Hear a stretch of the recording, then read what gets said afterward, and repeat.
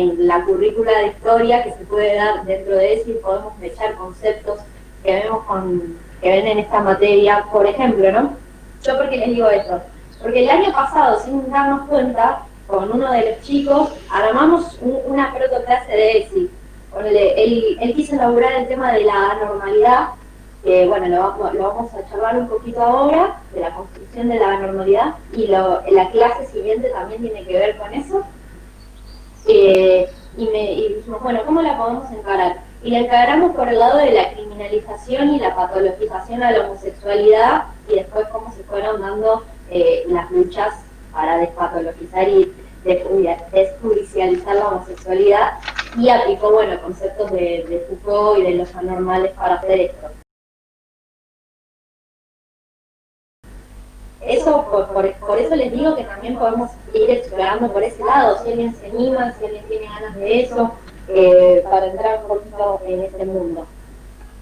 Así que yo ya les voy a ir dejando, les voy a ir mostrando la consigna, no ahora porque no la tengo descargada justo en esta compu, pero sí se la voy a ir dejando en estos días para que vayan viendo de qué se va a tratar la clase. O sea, es una clase en la cual ustedes van a tener que presentar, bueno, el eje temático o problemático, los objetivos, los contenidos de esa clase, las actividades o recursos y su desarrollo. Y en ese desarrollo ustedes también van a explicar los conceptos, y es ahí donde yo voy a poder evaluar su comprensión y uso de estos conceptos en la práctica.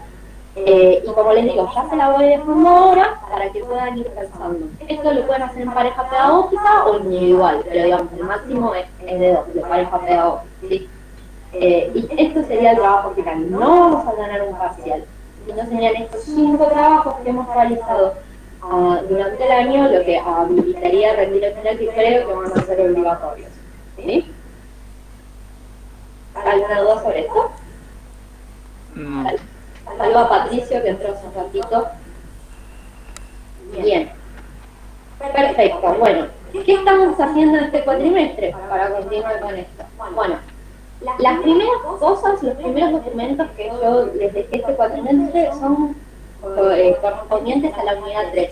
Tenemos por un lado conceptualizaciones sobre el capitalismo y las sociedades contemporáneas, que hay muchísimos nombres para eso, muchísimos conceptos para explicar esta reestructuración de la sociedad y de la sociedad moderna, y esta reestructuración del capitalismo, que más o menos viene dándose desde fines de los 60, principios de los 70, con revolución tecnológica de por medio, pero no exclusivamente, por supuesto, anclada a eso, ¿sí? O sea, en esas clases que yo les dejé encontramos conceptos como el capitalismo cultural, el capitalismo cognitivo, el capitalismo de la información, la sociedad del rendimiento, que es un concepto de un filósofo coreano que se llama Byung-Chul Han, que está de moda ahora.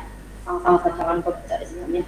Posmodismo, capitalismo neoliberal, capitalismo financiero, sociedad posmoderna, modernidad líquida, modernidad liviana, sociedad de la información, que es igual, no lo compartimos mucho los sociólogos porque es como el nombre ideológico y mediático de esta sociedad que se le da a esta nueva etapa, ¿no? Que como si el conocimiento se hubiera derramado para todos lados, no, o sea, esta etapa del capitalismo es aún más desigualitaria, porque directamente no es que produce exclusión, sino muchísima más marginalidad. O sea, así que bueno, ese concepto es medio que no nos gusta. Y lo importante de todos estos conceptos, como digamos el núcleo común que tienen, es que consideran que las matrices societales o posmodernas, la matriz de la sociedad posmoderna, se ancla en un proceso que llamamos de desinstitucionalización y dessocialización. ¿Se acuerdan que en la clase de la modernidad que habíamos visto? Bueno, la modernidad surge junto con esta serie de instituciones que Weber llamó burocráticas, que Foucault llamó disciplinarias, y que Gramsci va a llamar instituciones privadas o de la sociedad civil, que Althusser también van a ver en la clase, la llamó aparatos o instituciones ideológicas del Estado. Es decir, distintos nombres para nombrar lo mismo: la escuela, la fábrica, el hospital, el psiquiátrico, la cárcel, el cuartel, y además de todo esto, la institución de las instituciones, que es el Estado, ¿no? Si bien todas estas instituciones tienen relativa autonomía. Y habíamos dicho también que en esas instituciones era donde se forjaba el rol que cumplía cada uno en la sociedad. Ahora bien, estas sociedades posmodernas, del capitalismo tardío, el nombre que le queríamos decir, se anclan en cambio en un proceso de desinstitucionalización y desocialización. Es decir, que las normas y los roles sociales pierden significatividad para anclar la subjetividad, ¿sí? Y los vínculos sociales. Y esa modernidad se había constituido como un continuo de instituciones que pretendían la identificación del sujeto con una serie de roles: hijos, alumnos, padres, madres, trabajador y por supuesto ciudadanos, y también si se rigieron por la norma. En estas sociedades pesa cada vez menos lo normativo y tienen cada vez menos lugar para arraigar el sujeto de estas instituciones. Por eso también vivimos en sociedades muchísimo más individualistas. Bien, también por eso, por ejemplo, algo que habíamos hablado en una clase de Marx, las identidades y las comunidades políticas se corren de los ejes en donde se formaron las identidades y las comunidades políticas de la modernidad, como el Estado, como el partido o como la clase social. Y ahora esas comunidades se construyen desde otro lado, como por ejemplo en el ecologismo, en el feminismo, en el género, en la diversidad sexual, en la diversidad corporal, etcétera, etcétera. Sí, o en el mismo internet también. Sí, comunidades virtuales. Como un youtuber por ahí tiene más poder para formar la subjetividad de un individuo que una institución proveniente del Estado. Sí, puede ser, está bueno, sí, a ver, son personas que sí que tienen poder para captar la atención. Por lo menos para la gente de una determinada edad etaria. O sea, para los chicos más chicos. No, también hay toda una camada de youtubers para los grandes, al estilo de la Faraona. Bueno, sí, Marito Baracus, que eran youtubers cuando era chico y ahora son como youtubers adultos. Para los más treintañeros como nosotros. Bien, yo tengo 28, todavía no llegué a los 30. Bien. Yo cumplo dentro de poco 27. Qué bajo. Y por otro lado, algo importante de esta unidad es que también el sujeto de estas sociedades, algo que van a ver en la clase, con Han sobre todo, es que es un sujeto que está, es decir, este sujeto somos todos nosotros, ¿no? Estamos arrojados como a una permanente construcción de nosotros mismos, ¿sí? Y nuestras identidades y la formación de nuestro yo y de nuestro proyecto de vida tienen muchísimas más rupturas y está muchísimo más atravesado por la incertidumbre que lo que podría haber sido la identidad o el proyecto de vida de nuestros padres, de nuestros abuelos y de nuestros bisabuelos, ¿sí? Este sujeto que somos todos nosotros se dice que está en una permanente construcción autobiográfica. Y bueno, vamos a ver que esa libertad y esa ganancia que tenemos en poder elegir y en poder expresar muchísimo más nuestra diversidad, al mismo tiempo se relaciona con una nueva forma de poder que es el control, ¿sí? Que es un poder que no se ejerce en las instituciones sino que tiene que ver más con lo algorítmico y con lo digital. Claro, porque en el anterior texto, o sea, en la modernidad, se decía que como se crea las subjetividades a través de la norma, en la formación se logra a través de la disciplina, porque era lo que representaba la norma. En cambio ahora, como no la subjetividad se forma a través de la norma, por ende no se utiliza un método disciplinario, porque está esa permanente reconstrucción, se da a través del control y de interacción con las redes sociales, con... Sí, está perfecto, vamos a ir desarrollando todo esto. Voy a continuar. Bien. Hola Barbie, te saludo que entraste. Y otra cosa que vemos en la unidad 3, que es este texto que yo vi, de PowerPoint, que yo les pasé a ese punto y yo les pasé sobre el nuevo espíritu del capitalismo, es los vínculos entre el espíritu del capitalismo, o podemos decir las justificaciones ideológicas y las críticas del capitalismo, las críticas históricas al capitalismo. Y en ese texto se desarrolla más que nada el vínculo que hay entre la ideología del nuevo capitalismo, que es un capitalismo mucho más flexible, que tiene más flexible, que tiene que ver con la producción constante de objetos y mercancías de lo más diversas, o sea, nada que ver con el capitalismo constituido hacia después de la Segunda Guerra Mundial, ese capitalismo de producción masiva y estandarizada, sino que es un capitalismo de la flexibilidad, de lo efímero, y también es un capitalismo muy de la deslocalización y de la subcontratación, es decir, que todo aquello que nos parece que es una gran empresa, ¿sí? En realidad son 4 o 5 oficinas en distintas partes del mundo, en el cual se piensa el diseño de esas mercancías, y el resto, es decir, toda la producción propiamente dicha de esas mercancías está llevada por industrias menores, generalmente en países de menor desarrollo o de subdesarrollo, y bueno, bajo condiciones horribles, horrorosas y espantosas de explotación laboral. Bueno, entonces, en ese texto se desarrolla el vínculo de ese capitalismo y de la ideología de ese capitalismo con los movimientos revolucionarios y críticos de fines de los 60 y principios de los 70.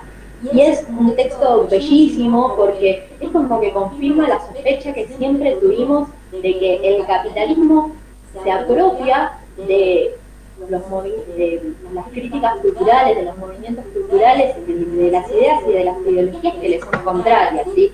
Y las termina mercantilizando, las termina volviendo parte de su sistema y mercantilizándola. Entonces, si alguna vez hicieron eso, yo creo que sí, y bueno, si quieren confirmar todas esas sospechas, ese es el texto adecuado. Y además también es bellísimo ese texto y muy imprescindible para una mirada sociológica del capitalismo, porque medio que nos lo denaturaliza un poco. A ver, siempre tenemos la idea del capitalismo como ese gigante, opresor en su completitud y que reprime todo lo que lo combate. Y acá nos muestra, y esto es algo, una idea weberiana también, que lo hemos visto con el título del capitalismo y la ética protestante propiamente dicha, en realidad el capitalismo va incorporando tanto su patrón de acumulación para limitarse y a sus justificaciones elementos de los discursos que son críticos. Y en este sentido, es como digo, el capitalismo es un panqueque ideológico y todo aquello que lo combate y todo aquello que le es alternativo y le es diferente y le es adverso, veo que lo edulcora, lo culturaliza y lo vuelve parte de su sistema. Eso quiere decir que el capitalismo o el espíritu del capitalismo incorpora absolutamente todo lo que es lo contrario, no, siempre lo que puede tolerar dentro de eso. Pero bueno, es un texto muy, muy interesante y eso es lo que contempla la unidad 3. Y en la unidad 4 vemos los conceptos sociológicos fundamentales, ¿sí? Poder, normalidad, ilegalismos y delincuencias, es decir, la gestión de la ilegalidad, y ahí también vemos por qué falla la prisión. Es muy Foucaultiana esta unidad, ¿sí? Igual también en normalidad y anormalidad vamos a ver otros autores del interaccionismo simbólico de la Escuela de Chicago, y por último vamos a ver clases sociales y los conceptos de hábitus y de capital con Pierre Bourdieu. Creo que ustedes lo vieron en otras clases. El año pasado había pasado eso. ¿Lo vieron un poquito a Pierre Bourdieu? Sí, pero muy poco. Bien, acá lo vamos a ver un montón. Bueno, un montón dentro de lo que nos dé el tiempo, ¿no? Pero lo vamos a ver. Bueno, vamos a empezar un poquito con el poder, ¿te parece? Sí. Dale, buenísimo. De unidad de 3. ¿Alguien tiene alguna consulta que quiera hacer o puedo estar leyendo las clases? No, cualquier cosa me la hacen cuando quieran. Si no, arrancamos con poder. Vamos a poder. Bien. En esta esta placa yo les defino lo que son las consideraciones sociológicas fundamentales sobre el poder. Como les estaba comentando en un principio, ustedes tienen la clase bien larga y bien desarrollada sobre estos 4 autores que nosotros recorremos sobre poder. Entonces yo acá voy a tratar de no repetirme tanto y de comentar algunas otras cosas o de hacer pie en cosas que capaz en la clase están solo un poco nombradas, ¿sí? Pero para arrancar vamos con esto, con las premisas sociológicas fundamentales del poder. Para mí, para otros sociólogos tal vez otras, pero para mí son estas. En primer lugar, la pregunta sobre el poder no es quién lo tiene, sino cómo se ejerce el poder. No nos tenemos que restringir a pensarlos en términos de propiedad y de tentación, es decir, el poder es algo que tiene alguien o el poder es algo que tiene una institución y entonces para derribar ese poder basta o con derribar a esa persona que tiene ese poder o con dar por tierra esa institución. No, el poder es muchísimo más complejo que eso. El poder hunde su expresor en todas las instituciones y en todas las relaciones sociales que hay en los vínculos entre los humanos, para la palabra. Por eso lo pensamos en términos de un ejercicio que se arraiga en el funcionamiento de las instituciones y en la dinámica de los vínculos. En la modernidad podemos decir que el poder se ejerce institucionalizándose. A ver, voy a situarlo a Mati y seguimos. Hola Mati, ¿me escuchás? Hola, perdón, Toranza. Buenas. No hay problema, estamos arrancando con el poder, con las premisas fundamentales para encarar una lectura sociológica del poder. Poder como concepto en general. Ahora vamos a dedicarnos a ver un par de autores, más que nada Gramsci y Deleuze. Hoy decidí saltearme a Weber, que igual lo tienen desarrollado en la clase, ¿sí? Y Gracias. les estaba comentando esta primer premisa, que es no pensar al poder como algo que tiene una persona o que tiene una institución, y mucho menos como algo que solamente existe en el Estado y se ejerce desde el Estado, sino que hay que pensarlo en términos de un ejercicio que se arraiga en el funcionamiento de las instituciones y en la dinámica de los vínculos. El poder en la modernidad, propiamente dicha, ahora vamos a ver que en esta posmodernidad no tanto, se ejerce institucionalizándose.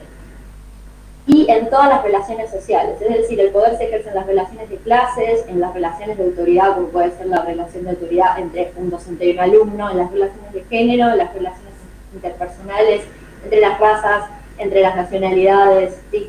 El poder atraviesa todas esas relaciones y esos vínculos. Por eso tampoco lo comprendemos en términos de exaltación o grandilocuencia, es decir, no hay que pensar que el poder se va a manifestar con todo y vamos a ver siempre grandes manifestaciones y represiones del poder actuando. Eso tal vez corresponde más para el poder soberano o el poder del príncipe absoluto que analiza Foucault, que podemos decir era el poder del feudalismo más que nada, que se hacía evidente en la forma de castigo de los suplicios. Y lo importante entonces es pensar cómo el poder se naturaliza, se vuelve imperceptible y en este sentido cómo despierta creencias en su legitimidad o su validez y obtiene actitudes de obediencia consentida. Profe, un segundo, a ver si anoté bien. El poder se ejerce... Pero fíjate en las placas, así avanzamos. Ah, bueno, dale, buenísimo. ¿Las están pudiendo ver las placas? Sí. Ahí las veo. Igual yo estas placas las voy a dejar en el grupo, así que... Ah, dale, buenísimo. No hay problema. Y después, esta es la más importante, y no sé por qué dice 4, tendría que decir 3. El poder no es meramente represivo, sino que se involucra positivamente en la producción de espacios, de la regulación del tiempo, de las visiones del mundo y de los consensos. El poder produce opiniones y verdades. La forma en la que interpretamos la realidad no puede pensarse en diversidad del poder. Y de ahí viene la consigna del TP4, ¿sí? En pensar y en ver al poder como algo nociológico, es decir, que nombra, que da existencia a los grupos a partir de ese nombrar, ¿sí? A los grupos, a los sujetos y a las cosas. Y en ese sentido, la disputa por el poder es siempre también disputa por la palabra, por el lenguaje, porque a través de cómo se dicen las cosas, y a través de si las cosas se nombran o no, es que se visibiliza y verdaderamente se le da entidad a lo existente, realidad a lo existente, ¿sí? Es decir, que en cómo se expresa un hecho, y de ahí viene el trabajo del 4, o en cómo se comenta un proceso, en cómo se relata un proceso o un hecho, también se lo construye. Y se moldea la opinión y la representación que tenemos sobre él. Y esto no es algo que, a ver, no es algo que han descubierto las noticias falsas ni las fake news o las fake news. Esto es algo que se dio siempre.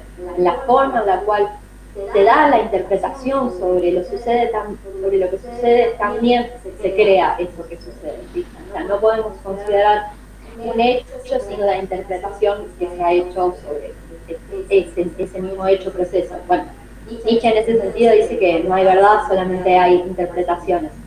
Y en este sentido podemos decir que el poder crea la realidad que vemos y la realidad en la que nos ensartamos. Y algo de esto tiene el concepto de hegemonía. Sí. Acá lo saluda Gramsci. Hola a todos. Bien.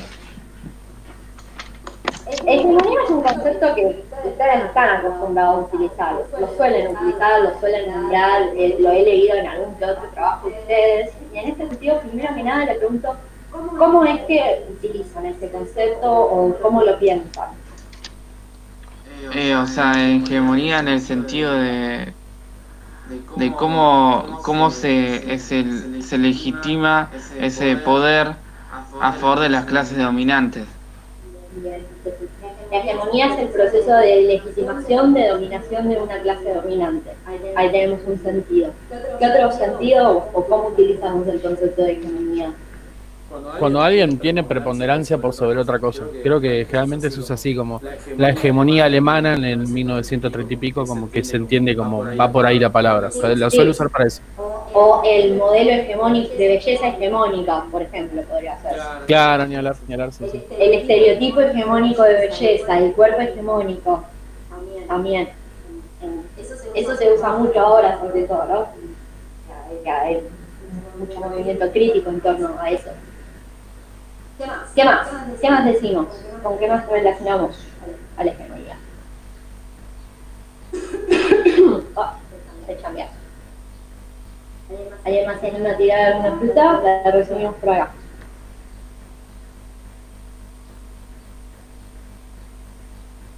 Bueno, no hay problema. Leyendo a Gramsci, y como digo, por lo menos en mi interpretación de Gramsci, hegemonía es al menos 6 cosas, ¿sí?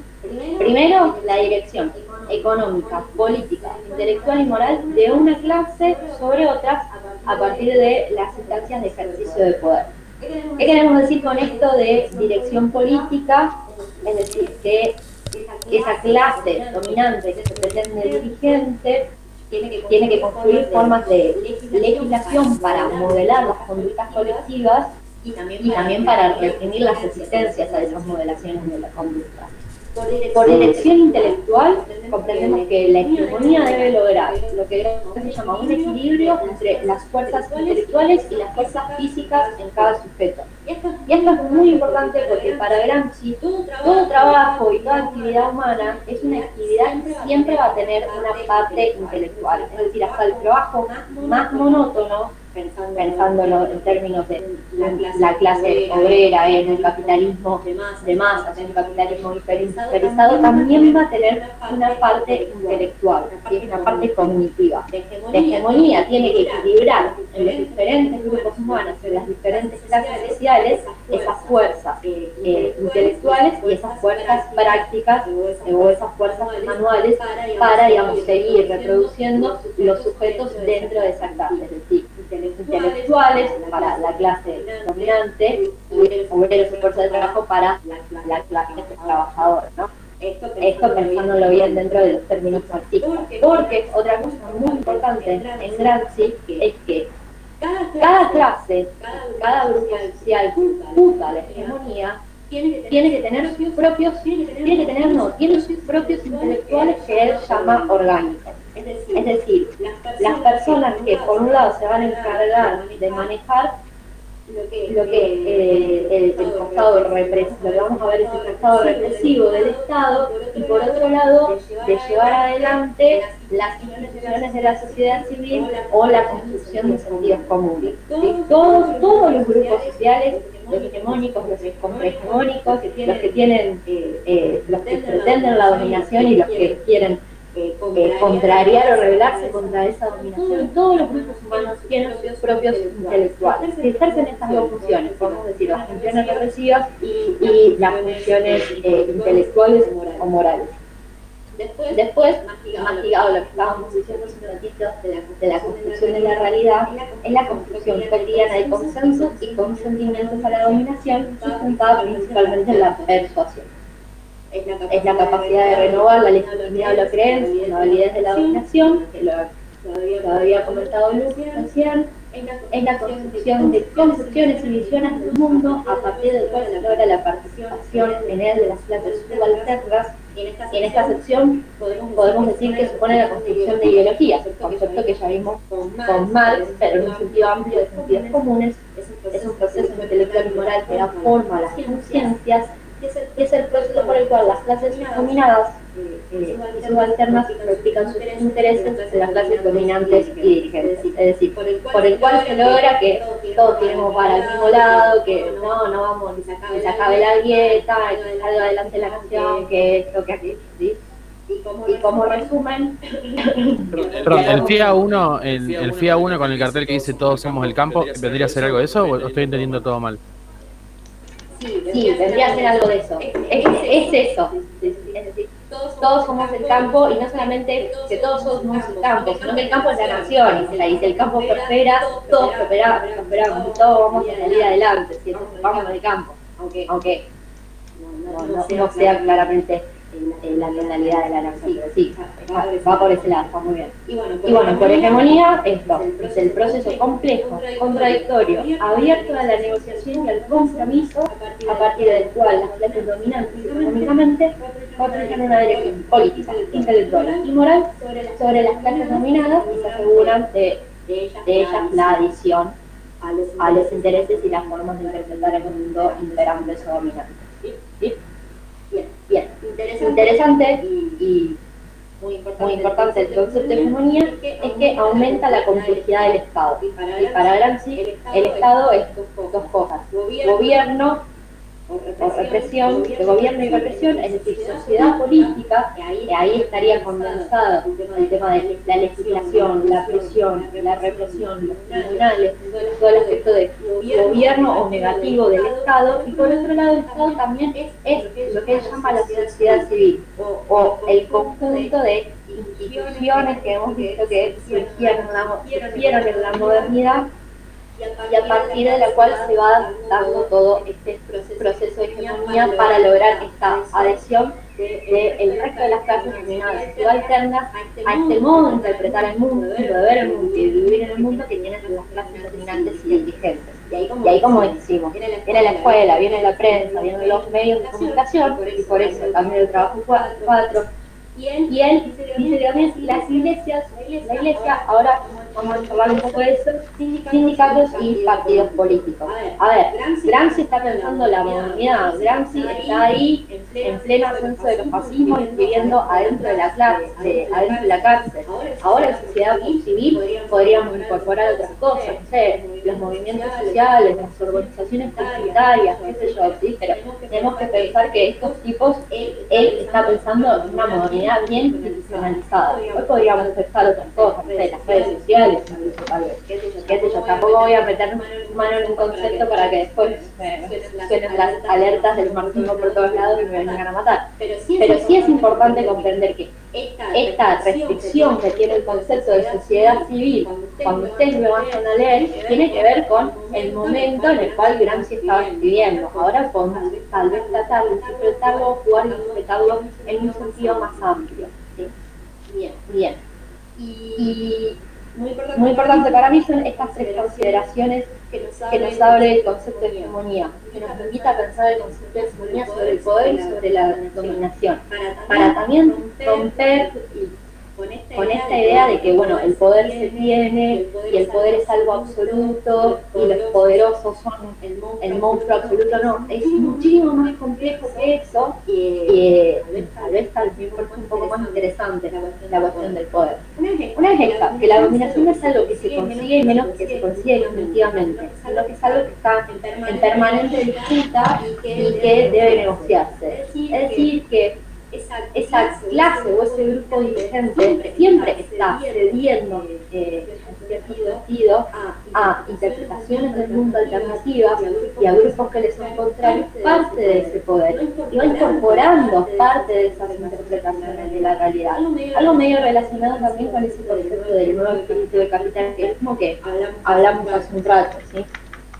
A ver, con esto también podemos pensar esta complejidad de los estados, sobre todo estados donde están divididos los poderes, que no quiere decir que la clase económica dominante va a ir y ocupar todo el estado. No, va a ceder espacio, tal vez el ejecutivo no esté ocupado por esa clase dominante en lo económico. Después también puede haber una repartición en el parlamento, después está todo el tema de los medios de comunicación.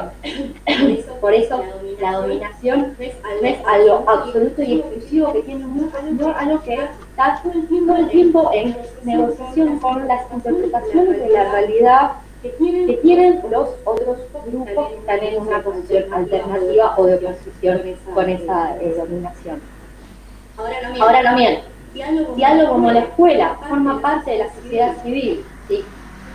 Algo como las instituciones educativas forma parte de la sociedad civil y por lo tanto está atravesada por el proceso de construcción de hegemonía, es interesante también algo que nos podemos plantear que las currículas y los programas y los contenidos educativos que nos llegan a todos y cada uno de nosotros también forman parte de la disputa de la hegemonía.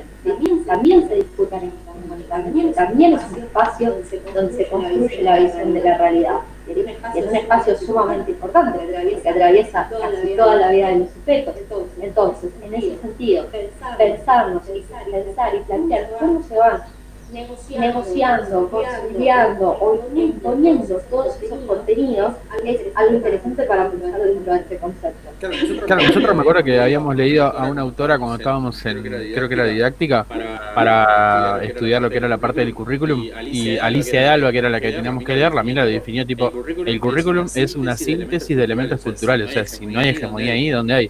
Claro, es que ahí, digamos, ahí se juega la hegemonía, ahí se juega la forma en la cual vamos viviendo la realidad desde el niño y ahí se va jugando la adhesión de las personas a todo este proceso de dominación. Bueno, en relación a lo que vos decís, yo les dejé un texto que se llama Marxismo y Literatura, que es de Raymond Williams, que él plantea que, bueno, la hegemonía es la cultura, ¿sí? Porque la cultura no se puede pensar divorciada del poder, o sea, la cultura es también la forma en la que se ejerce el poder, y ese texto está muy interesante. Entonces, ahí está bueno también para ver que los contenidos que recibimos, la currículum, todo eso nunca se va a decidir unilateralmente por el Estado. Ahí entran a jugar los intereses del resto de la comunidad educativa, los intereses de los sindicatos, los intereses de la clase dominante, los intereses de la iglesia, incluso, como podemos ver con el tema de la ESI, por ejemplo, los intereses de los estudiantes organizados y, por supuesto, los intereses de las editoriales. Ahí también que está pasando una hoja que se llama ahí también entra a jugar todo eso. Y ahora también podemos pensar en esta disputa por las currículas educativas, si eso van a tener y cómo van a entrar en el juego todos los que son las empresas corporativas dueñas de las plataformas que utilizamos, ¿no? Como Google, etcétera. También pueden llegar a tener un peso importante dentro de eso. Yo les dejé, hay un texto de Naomi Klein que se llama Distopía de alta tecnología, una cosa así, y ahí ella va viendo justamente eso, cómo ya el CEO de Google, el CEO de acá, el CEO de acá se están juntando con los encargados del Ministerio de Educación de Estados Unidos para ir decidiendo los futuros educativos y las formas en las cuales se van a dar. Entonces, ahí tenemos otro actor interesante del capitalismo, en el cual el sector de la información, el sector del conocimiento, es el sector más dinámico, el más dominante, sobre todo hasta la pandemia, y gracias a la pandemia, va también a jugar un peso en la hegemonía, y no solamente en esta cuestión de la construcción de las currículas educativas, sino en todo. Porque, bueno, ahora lo vamos a charlar un poquito más con el tema de control, pero pensemos cuánto poder tienen las redes sociales, cuánto poder tienen los algoritmos para que nosotros vayamos construyendo la realidad.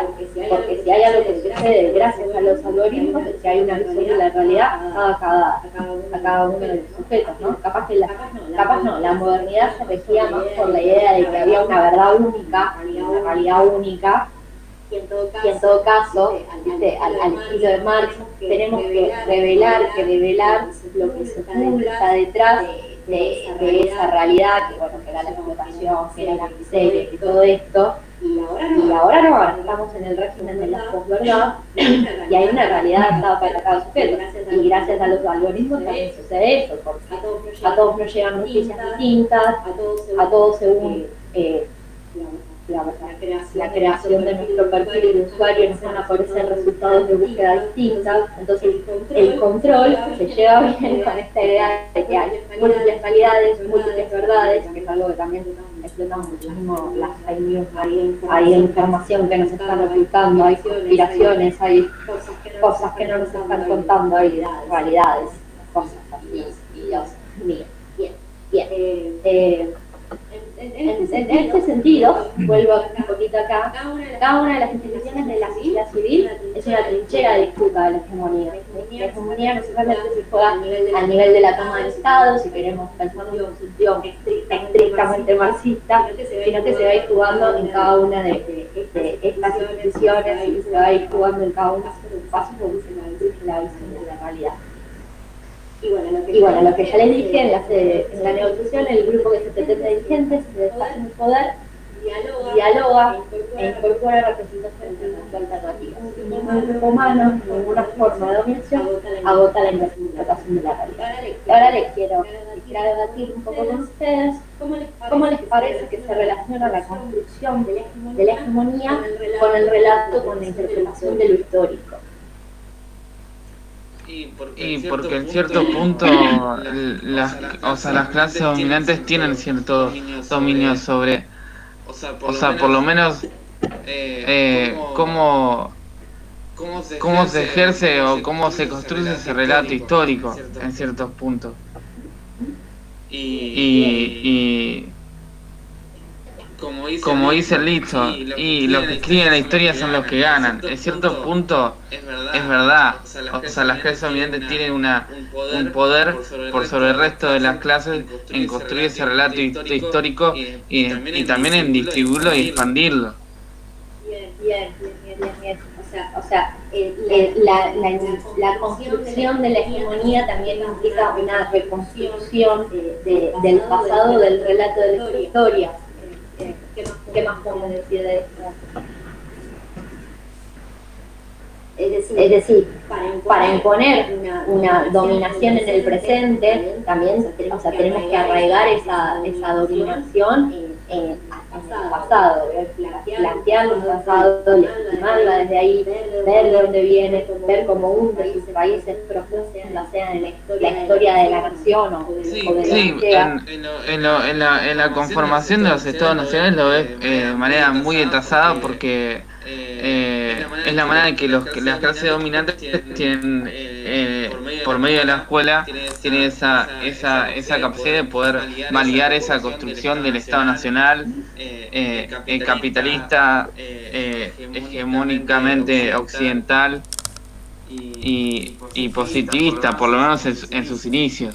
Sí, a ver, no va a ser lo mismo decir hubo una conquista al desierto, Claro que hubo una usurpación de las tierras de los pueblos originarios y una matanza y un genocidio de esos pueblos para la construcción del Estado Nacional. Es decir, la construcción del Estado, la construcción del Estado Nacional propiamente dicho, y luego el mantenimiento de la dominación del poder a través del Estado también va a depender de realizar una lectura y legitimar una lectura del pasado, que va a ser siempre una lectura selectiva, ¿no? O sea, porque va a ver, también no es lo mismo decir, bueno, la Revolución de Mayo se hizo en un cabildeo en el cual participaron todos los criollos, descendientes de españoles y blancos, que también ahí hubo negros, negras. Bueno, hoy lo ves justamente con el tema de las tomas de Guernica. O sea, no es lo mismo que la clase baja o las personas más vulnerables tomen terrenos por sus necesidades que Benetton, que tiene 4.000 millones de dólares en el banco, compre la mitad de la Patagonia. O sea... Bien, bueno, ahí estaría la cuestión. Y también, a ver, esto pasa mucho en los gobiernos que se llaman gobiernos fundacionales, de cambiar un poquito, de tratar de cambiar un poquito esa construcción o ese relato del pasado histórico, ¿sí? Como por ejemplo la dictadura, como por ejemplo los peronismos, que también han sido gobiernos fundacionales en este sentido, de que vienen a implantar una nueva idea o un nuevo modelo del Estado. No es lo mismo reivindicar a Rosas que reivindicar a otros próceres, y no es lo mismo tampoco tratar de hacer una reconstrucción de la historia en la cual se recupere las voces y la participación, por ejemplo, de lo que estabas diciendo, de las comunidades afros en Argentina, en los procesos de independencia u otros, de las mujeres y de otros tipos de disidencias. Entonces, también en la lectura de la historia y en la disputa en la lectura del pasado se juega ese proceso de construcción de hegemonía. ¿A poco es lo mismo decir, asesinaron el Estado, el terrorismo del Estado asesinó a 30.000 personas o más, que decir, bueno, se murieron unos pocos, o eran unos subversivos, o lo que sea, ¿sí? Ahí también se está jugando ese proceso de construcción Sí, de hecho, volviendo al ejemplo del FIA 1 con el cartel de que todo el campo, es la clara victoria del modelo agroexportador, o sea, de la hegemonía del modelo agroexportador, queriendo reivindicar eso en el 2020. Es una locura si lo pensás en esa perspectiva. Totalmente. Argentina siempre ha sido exportadora, y eso también puede legitimar reprimarizaciones de la Argentina en su... Claro, como pensar que en el modelo agroexportador todo el mundo estaba chocho, o sea, no, eran los tipos que tenían los campos y que te largaban la semilla, porque hay un informe que se llama el informe de Violema C, que creo que lo había hecho Joaquín Leo González, que el tipo fue y vio la situación laboral de los argentinos y los inmigrantes que laburaban en el campo en esa época, y la pasaban como el orto. O sea, ese mundito hermoso eran los tipos que eran dueños de los campos. Ni siquiera que eran todos los tipos de los dueños de los campos. A ver, era la oligarquía ganadera argentina, o sea, muchísimo más restringido aún. Sí, porque también tenían los minifundios que estaban al lado y estaban oprimidos por esa oligarquía ganadera. Así que bueno, ahí también, por eso me parece súper interesante para ustedes el concepto de hegemonía, y para ver que siempre, a ver, creo que lo hablaba con vos, Mati, el otro día, tampoco es inocente que en un billete te aparezca un prócer a que en un billete te aparezca un animalito, ¿sí? Esto por un lado puede decir, bueno, no sé, se está queriendo respetar y valorar más la biodiversidad del país, o podemos también pensarlo, no, se está queriendo deshistorizar y despolitizar un poco. Yo creo que para mí es la de la despolitización, no creo que sea la de la biodiversidad. Sí, por eso. En esos pequeños gestos también se juega este proceso de construcción de la hegemonía. Bien. Y ahora vamos a continuar un poco con este gran amigo, ¿se acuerdan de él? ¿Están viendo la presentación? de nuestro querido amigo Michel Foucault, que bueno, ya lo habíamos desarrollado bastante no sé si acá, pero lo habíamos desarrollado en la unidad 1, cuando vimos modernidad y el capitalismo, y también hicimos todo el trabajo del biopoder. Pero, o sea, en este sentido que estamos hablando de la construcción de la visión de la realidad, a mí me gustaría también considerar cómo este biopoder, que bueno, tiene estas dos facetas, hemos hablado, la anátomo-política por un lado, que es el ejercicio del biopoder o del poder normalizante en las instituciones finales o las secuestro, también llamadas por Foucault, y la biopolítica, que es esa táctica o estrategia del poder normalizador exigida sobre el Estado, ya no sobre el cuerpo individual, sino sobre el cuerpo de la población, y el cuerpo biológico de la especie y la población. Este biopoder también tiene una dimensión de construcción o de, esta palabra no consigo decirla, pero va, de inteligibilidad cultural del mundo. Es decir, este biopoder también permite leer la realidad, nombrar la realidad, construir la realidad, principalmente porque este biopoder actúa a partir de la división o categorización entre lo anormal y lo normal, ¿sí? Este biopoder ha instalado esta categoría, que es la categoría de la modernidad, junto también con las clases sociales. Ahora bien, vamos a jugar a esto. ¿Quién es el sujeto normal en las sociedades occidentales?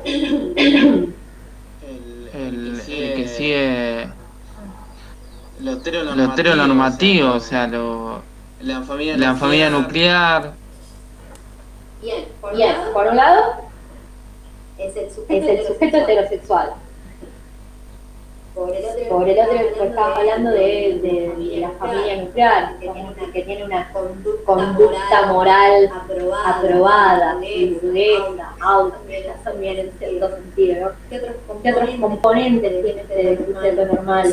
Solidario, ¿no? De pronto las personas que ayudan en las campañas tipo UNICEF, esas cosas, también hay un poquito de eso. Bueno, eso lo podemos incorporar en esto de la conducta moral, y en este caso también si es un sujeto políticamente correcto, un sujeto que ayuda, podemos decir que es un sujeto trabajador en este sentido, ¿no? Un delincuente, el sujeto normal, de alguna manera.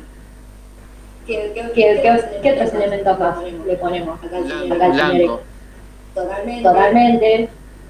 Porque otra dimensión que tenemos que considerar del poder es que, a ver, es un poder que se termina de consolidar y construir en pleno imperialismo y en pleno colonialismo. Entonces sí, también ya tenemos el heterosexual, es correcto, tiene una conducta moral correcta, es cis también, es blanco. ¿Qué más le ponemos? ¿Le agregamos unas cosas más? Tiene una sola esposa que es como la esposa de su mujer, como es monogámico. Claro. Sí, es heteronormativo y es monogámico. Mientras por atrás le mete los cuernos a la esposa, pero bueno, tiene su esposa. Bueno, ahora vamos a hablar un poco de la doble moral que habilitó la instalación de este poder normalizador. ¿Qué parte de lo que de eso de la modernidad? De una cosa es lo que muestro para afuera y de otra cosa es lo que muestro para adentro. Por afuera muestro que soy el esposo perfecto, que no engaño a mi mujer, que tengo mis hijitos, que soy correcto, y por afuera engaño a mi mujer, tengo otra familia. Totalmente, porque para mí, así como la modernidad fue el reino del deber, estuvo regida por el deber, al mismo tiempo fue el mundo de la doble moral, algo que se está tratando un poco de derribar con el dilema político de época, que todo lo personal es político. Bueno, y otra cosa que me gustaría agregarle a este sujeto normal es que es un sujeto capacitado, no capacitado en el sentido de que tiene capacidades laborales, sino aquellas características tanto corporales y funcionales que se consideran como una capacidad de un cuerpo normal. ¿sí? En ese sentido, como que no está discapacitado, ¿sí? Que su cuerpo es plenamente funcional para las consideraciones de un cuerpo normal.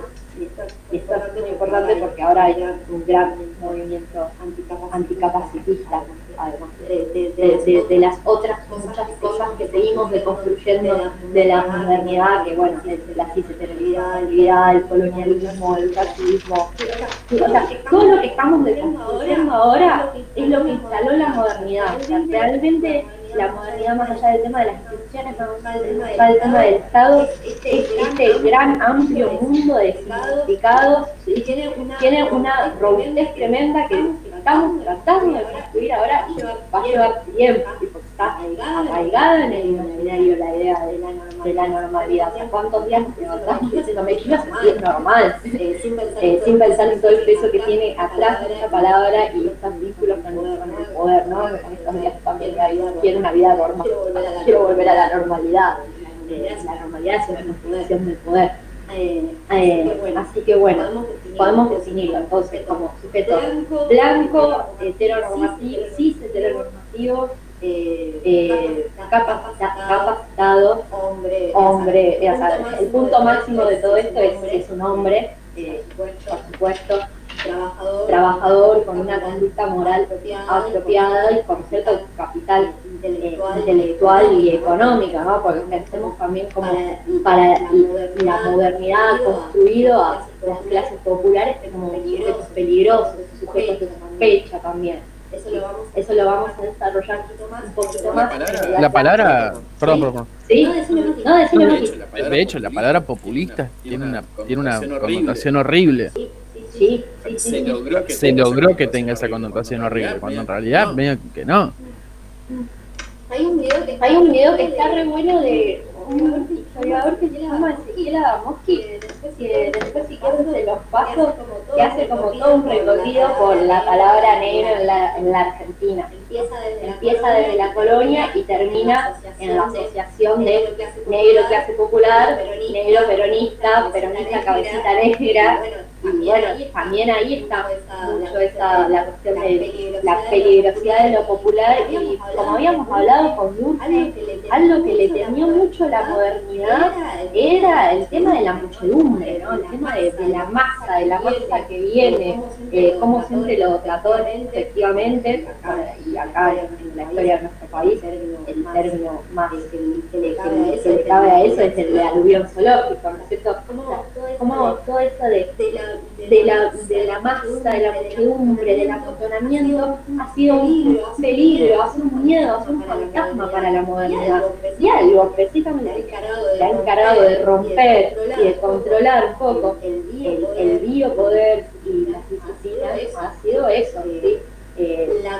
La comunicación peligrosa entre mucha gente que está junta. Eso está bien desarrollado en esta parte. Los procedimientos del biopoder, que yo hoy no lo voy a desarrollar porque lo tienen desarrollado en el texto, y acá les dejé como un resumen del resumen, soy así de obsesiva. Pero ahí está bien interesante cómo todo este tema de dividir el espacio de las instituciones, sea la cárcel, sea la escuela, sea los hospitales, todas las instituciones modernas son instituciones con celdas, son instituciones parcelizadas, son instituciones en las cuales cada espacio tiene una funcionalidad. ¿Por qué? Porque a la modernidad no le copaba esto. Mucha gente junta, mucha gente amontonada, mucha gente que pueda tener comunicaciones que no son útiles y por eso romper la productividad del tiempo. Sí, también lo que habla Foucault en la bio anatomía política disciplinar es que justamente esa domesticación del cuerpo de corte prusiano en las diferentes instituciones como la escolar es justamente esa manera de poder disciplinar al cuerpo para que pueda producir de manera eficaz a compás del tiempo. sea, totalmente. O sea, el fin último de las disciplinas es que todo el tiempo y todo el cuerpo se vuelva cuerpo y tiempo productivo. Y sobre todo que el cuerpo individual, o sea, el cuerpo individual lo trata como un mecanismo, ¿sí? Lo trabaja parte por parte. Pero al mismo tiempo, ese cuerpo individual tiene que volverse parte de un engranaje colectivo. ¿No es? Como vemos acá en estas imágenes que siempre dan un poco de miedo, ¿no? Estas analogías, ¿no? Pero, sí, que también es parte de lo que viene después, que es la producción masiva dentro de la modernidad, la producción masiva dentro de la fábrica, que es justamente eso, disciplinar el cuerpo para que sea eficiente en la producción y estar dentro de un engranaje, pues obviamente que vas a convivir con diferentes obreros, pero es solo un cuerpo para la producción. Sí, bueno, esto lo habíamos hablado un poco cuando vimos el concepto de fuerza de trabajo abstracto. Y para que haya fuerza de trabajo abstracto, es decir, muchas fuerzas de trabajo individuales trabajando en una jornada de trabajo colectiva, fueron necesarias todas esas operaciones del poder. Pero ahora, volviendo un poquito, todo eso está muy desarrollado, pero a mí me gustaría como centrarnos en algo que tal vez no está tan desarrollado en el texto que yo les dejé, que es como el vínculo entre este biopoder, ¿sí? Y la inteligibilidad de la anatomía sexual de los cuerpos, ¿no? Es decir, este sujeto normal no es nadie, es real. El poder ser completamente ese sujeto normal. Tampoco es que el biopoder se aplica solamente sobre los sujetos anormales, es decir, sobre los sujetos que se deberían de ser. El biopoder, la anatomopolítica y la biopolítica se aplica sobre todos y sobre cada uno. Es decir, a todos nos ha normalizado, a todos nos ha atravesado el biopoder, a todos pretende ajustar a una norma en tanto molde o patrón único y homogéneo de conducta. No solamente aquel que se escapa, no, a todos. Es decir, entre la anormalidad y la normalidad hay una gradiente, y este poder es un poder de observación perpetua de los individuos, que es lo que permite por un lado el panóptico, que es lo que permite por un lado, ha permitido por otro lado todas las ciencias de la observación que han nacido gracias a este biopoder, como la psiquiatría, la criminología, la ciencia de la educación y la pedagogía. Este poder nos va clasificando a todos, nos va midiendo y observando a todos en esa gradiente de la normalidad. A ver, en el polo, en el extremo, está el anormal, en el cual entra la figura del loco, la figura del delincuente, la figura del homosexual, la figura del travesti.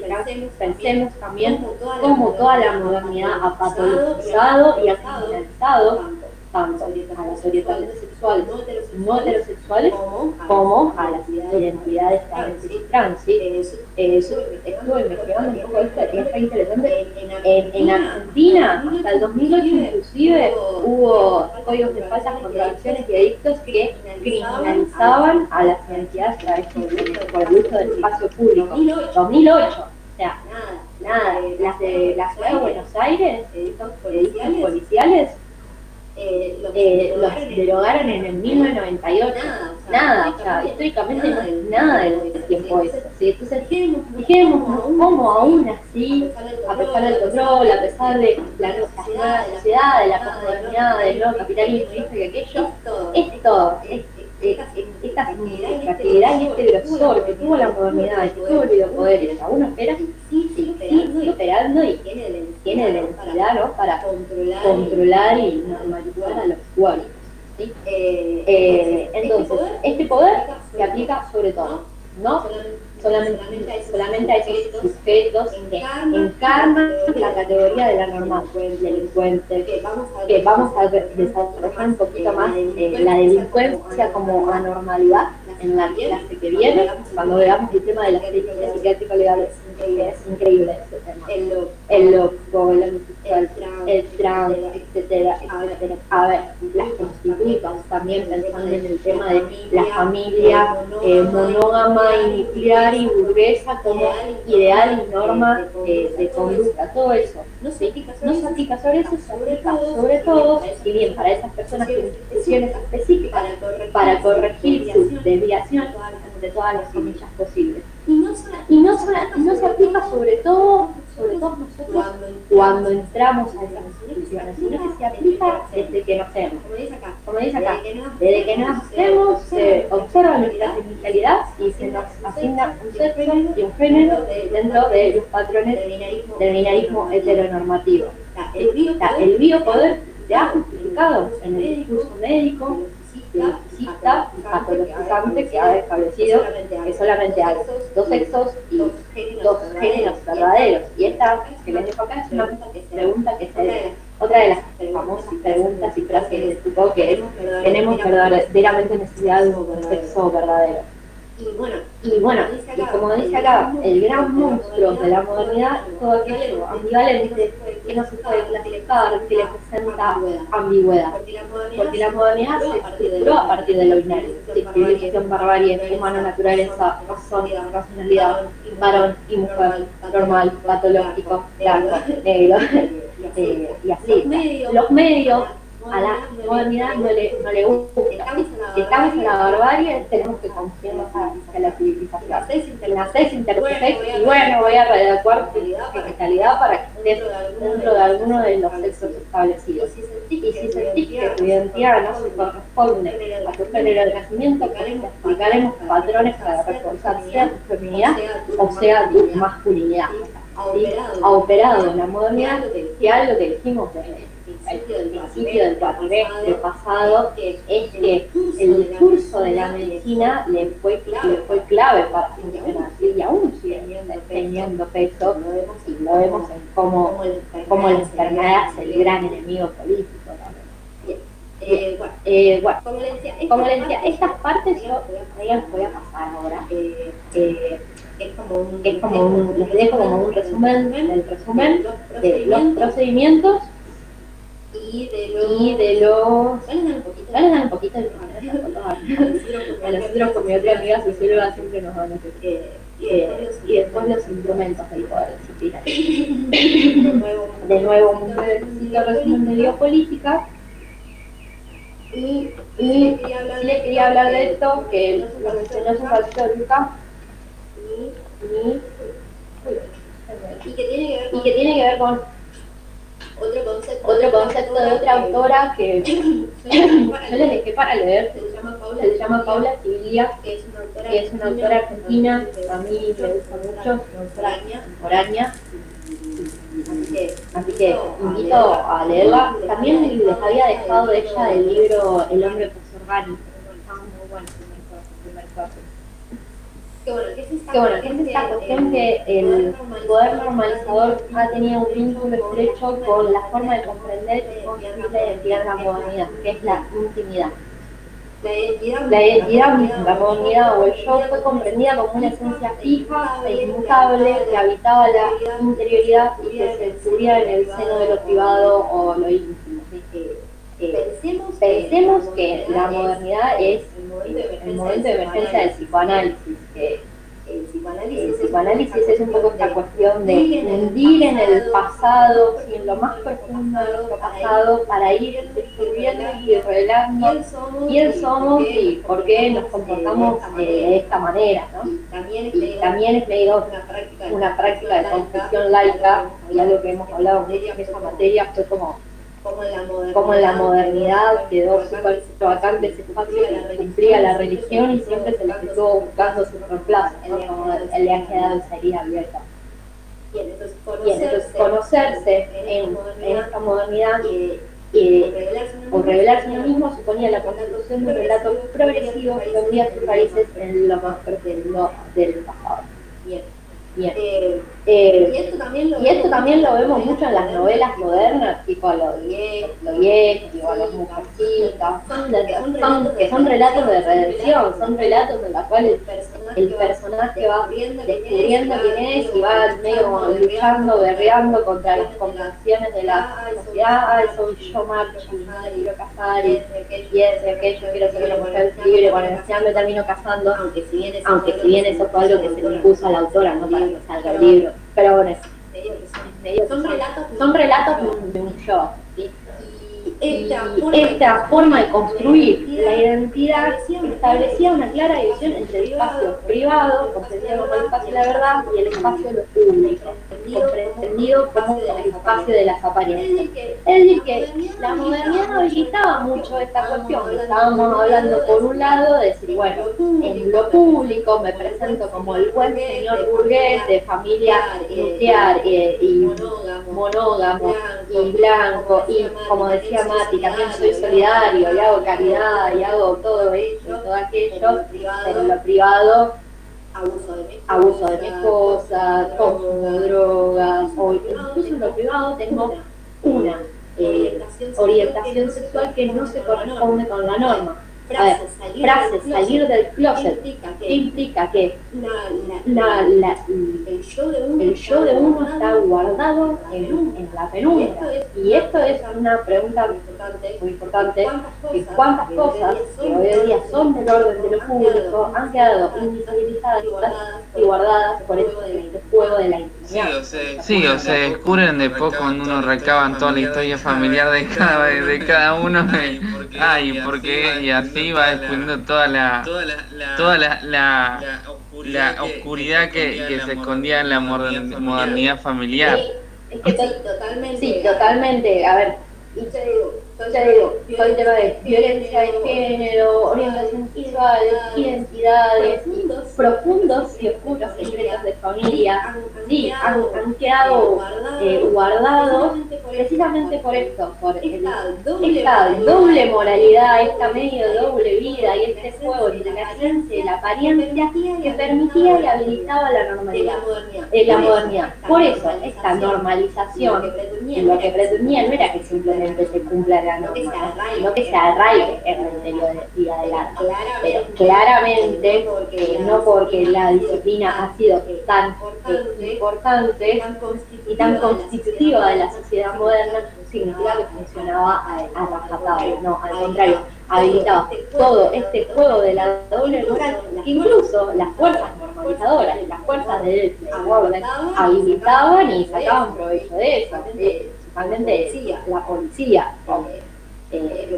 Así que, como digo acá, la intimidad dejaba el espacio abierto para la doble moral fundamentalmente de la burguesía, porque si hay algo que caracteriza a la burguesía o a la clase pudiente como clase es su impunidad. Que pueden precisamente permanecer y dejar en el secreto todas esas cosas y salir impunes y al mismo tiempo ser aquellos que obligan a esta normalidad, imponen esta normalidad, imponen sus reglas. ¿Sí? Voy a ir medio capaz que a los pedos, porque tengo que ir dejándolos para conectarme a la reunión. ¿Cómo vienen ustedes? Creo que bien. Va de mi parte bien, no sé los demás.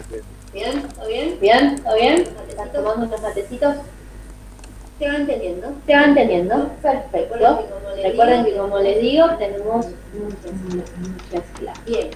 Bien. Y lo que me gustaría ver son estas consideraciones finales sobre el biopoder que se van a ligar con la próxima clase. Como les digo, volvemos al término de la anormalidad y la normalidad desde el continuo de lo médico y lo legal. ¿Sí?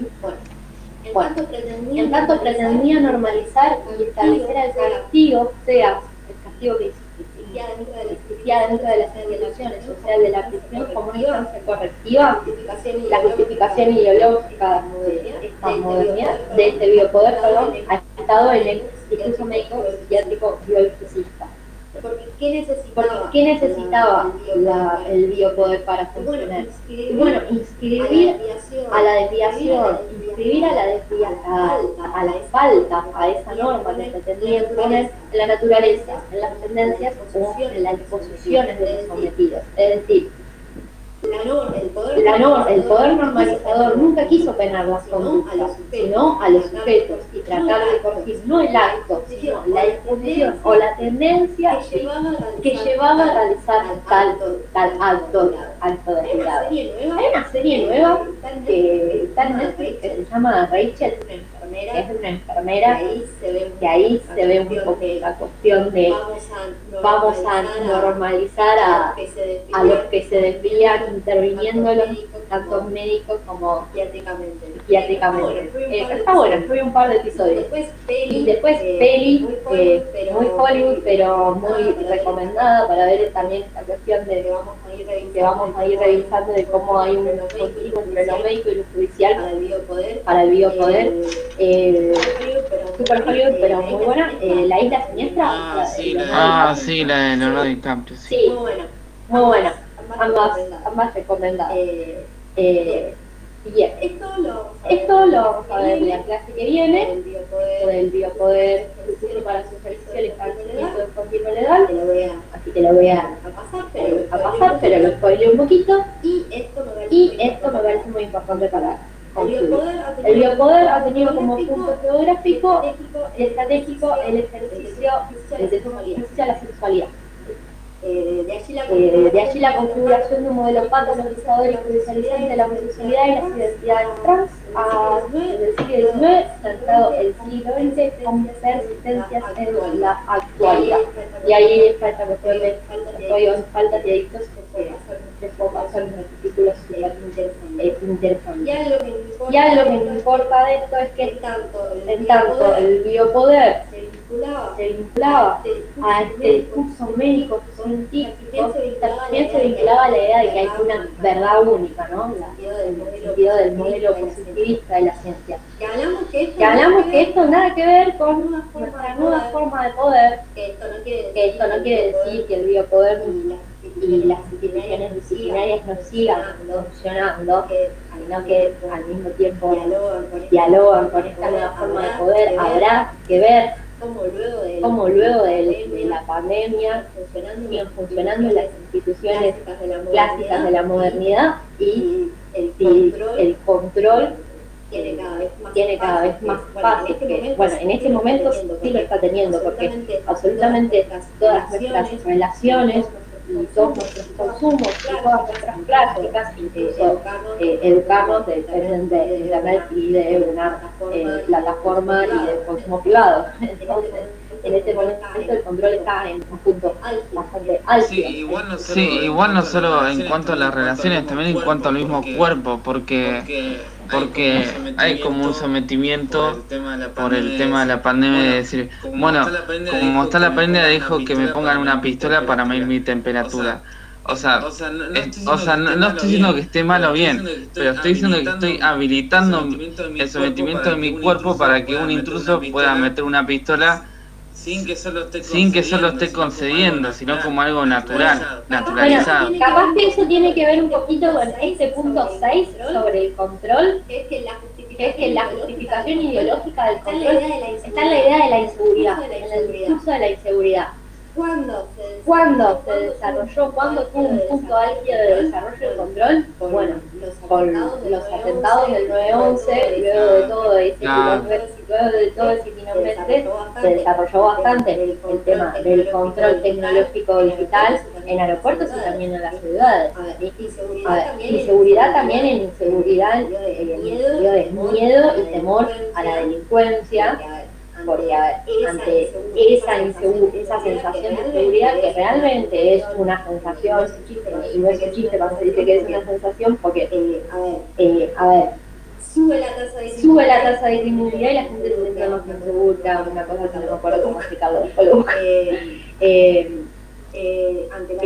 ante la delincuencia y ante el miedo a la delincuencia, la gente dice, bueno, habilitamos a que haya cámaras en las calles y a que se cierren las plazas y a que se vigile toda la vía pública, ¿no? Y por qué no también ante el avance del virus pandémico. Sí, claro, que se limite la vía pública también es un sometimiento al cuerpo, porque vos te estás quedando encerrado en tu casa, estás retrasando tus relaciones sociales y tu cuerpo también. Bueno, pero a ver, estar en nuestras casas no tiene que ver con esa forma de control. Claro. En todo caso, si volvemos a lo que hemos trabajado con Foucault, con el biopoder, es otra forma de gestión Claro. de lo pandémico y de lo epidémico, que tiene que ver más un poquito con lo disciplinario, que es la reclusión. Claro. Que bueno, es lo que él desarrolla, lo que hemos visto que se desarrollaba un poco en el modelo de la mente. Ahora, al mismo tiempo, estamos en nuestras casas, pero hiperconectados. Y bueno, son modelos de gestión. Sí, yo no estoy diciendo que esté mal o bien, solo digo que está el control de nuestros cuerpos y de nuestra conducta por el tema de la pandemia. Claro, bueno, o sea, se han creado aplicaciones. Claro, que rastrean tu movimiento o el permiso o todas esas cosas que son elementos de control. Pero, es lo que hemos desarrollado también con el trabajo 2. A ver, la enfermedad para el biopoder es enemigo político. Por eso también las fuerzas de seguridad controlan, patrullan la enfermedad, por decirlo así. Bueno, algunos puntos principales sobre el control, ¿sí? Si la disciplina correspondía, tal vez es una palabra muy abrupta, ¿no? Porque Foucault nunca va a hablar de correspondencias, y tampoco habla tanto del capitalismo. Los vínculos entre el poder disciplinario y el capitalismo aparecen en una de las conferencias, no me acuerdo si la cuarta en la quinta, y en Vigilar y Castigar, recién en el capítulo 7, que se llama de los ilegalismos y las delincuencias, que es uno de los próximos capítulos que vamos a ver, que ahí precisamente él explica que el fallo de la prisión, porque la prisión no funciona para sus fines explícitos de rehabilitar entre todas las comillas posibles al condenado. Bueno, uno tiene que ver con esto, que es que el mismo capitalismo y la misma clase dominante necesita todo un circuito de delincuencia para poder satisfacer sus consumos ilegales, ¿sí? La droga, la prostitución. Entonces, por eso es la prisión, y no la que rehabilita al delincuente, sino el que lo crea y lo inserta de nuevo en el sistema de delincuencia, porque le deja el estigma de haber estado en la y también lo carga en los grupos marginales, pues obviamente que esa imaginaria de hombre blanco, heterosexual, monogámico, nuclear, o sea, no es la imagen del que va preso, es la imagen del que va preso y el que está dentro de ese circuito de delincuencia, es la gente marginal que el mismo sistema expulsa. Y bueno, volvemos al tema de cómo también la modernidad se ha normalizado y patologizado a las clases populares. A ver, en las cárceles siempre hubo una subrepresentación de las clases populares, muchísimo más ahora, desde la irrupción con todo del neoliberalismo, ¿sí? Así que eso también es entonces, capaz que esta palabra de correspondencia es un poquito abrupta, pero no encontré otra, así que la vamos a dejar ahí, pero no lo veamos como algo mecánico, que es que el control es la forma correspondiente a un capitalismo que privilegia lo volátil, lo diverso, la flexibilidad y la aceleración de ritmos productivos, que se asienta en el trabajo en red o en la red de empresas, en el trabajo por proyectos y en la subcontratación. Apunta a la gestión o diversificación de lo diverso. Si la disciplina apuntaba a la modelación a partir de la norma como patrón único y rígido de conducta estable en el tiempo, a este control, a esta forma de poder, es como que te dice, no, anda, sé vos mismo, sé todo lo diverso que pueda ser quiera hacer, no sigas procedimientos estandarizados, que es lo que pretendía imponer la disciplina, a la disciplina. Y si vemos el caso de la escuela, a la escuela de la escuela tradicional, más clásica, que es lo que les importaba. Y que vos hagas las cosas en la forma en la que se decían, siguiendo el procedimiento establecido. Si vos hacías el ejercicio de matemática de otra forma, llegaba al mismo resultado, capaz que te retaba. Porque a la disciplina lo que les importaba es la interiorización del procedimiento. Cambio, el control se vincula con la obtención de resultados. O sea, el control es como que te dice, bueno, mira, vos como quieras, pero hacelo. ¿Sí? Y por eso está muy vinculado también a ese sujeto que explica Bill con lo de la sociedad del rendimiento, es el sujeto autoexigido. ¿Sí? Y en la modernidad la exigencia se encarnaba en una persona, en tu padre, en tu madre, en el profesor, en el guardia cárcel, en el enfermero o quien sea que cambie la autoridad en esa institución, en esa jerarquía institucional. El control no necesita de encarnarse en una persona concreta, porque tiene más que ver con la autoexigencia que nos hacemos nosotros mismos por los resultados. Porque también esta época está ligada a una cultura que, bueno, este autor lo llama la cultura de la positividad, que es como todo el tiempo te está invitando a hacer más y rendir más, y dale que va, y vos podés. Y toda la propaganda es como, supera tus miedos, supera tus desafíos. Vos podés ser tu propio jefe. Vos podés ser ni hablar, vos podés ser tu propio jefe. Todas estas cuestiones, yo fui, dale, salí adelante. Y es fenomenal un documental que yo les dejo ahí en una clase que se llama Art and Copy, que precisamente los publicistas que inventaron el tema del Just Do It dicen, empezaron a llegar cartas de mujeres que dejaban a los maridos, de gente que empezó a hacer esto, de gente que empezó a hacer aquello.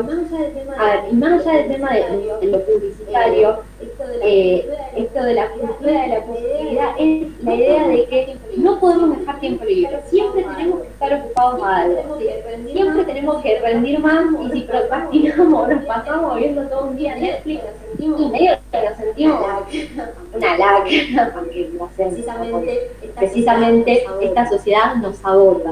¿Sí? Una sociedad de gente muy cansada y muy frustrada.